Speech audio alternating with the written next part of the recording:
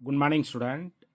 So next வந்து exercise 9.7 இதில் வந்து gamma integral. Okay, gamma integralனா என்ன சார் அப்படின்னா integral over 0 to infinity x power n e power minus ax into dx. Okay, is equal to n factorial divided by a power n plus 1.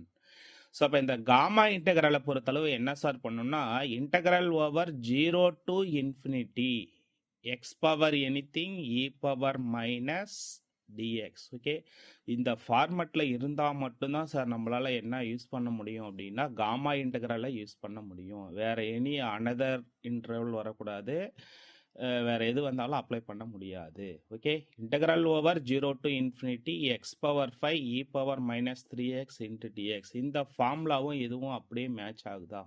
Okay, so அப்போ இதில் match ஆகும்போது இதே ஃபார்முலாவை நான் apply பண்ண போகிறேன். இங்கே பார்த்தீங்கன்னா என்ன இருக்கிற இடத்துல என்ன சார் இருக்குது அப்படின்னா 5 இருக்கா? என்ன இருக்கிற இடத்துல என்ன இருக்குது? 5. ஓகே, இதை கொண்டு வந்து அப்படியே அப்ளை பண்ண போகிறேன்.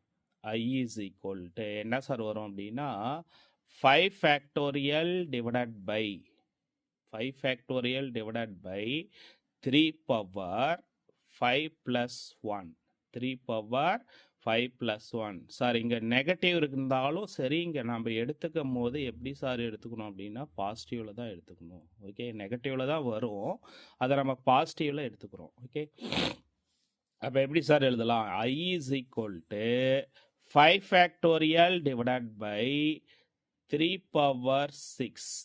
I is equal to 5 factorial divided by 3 power 6.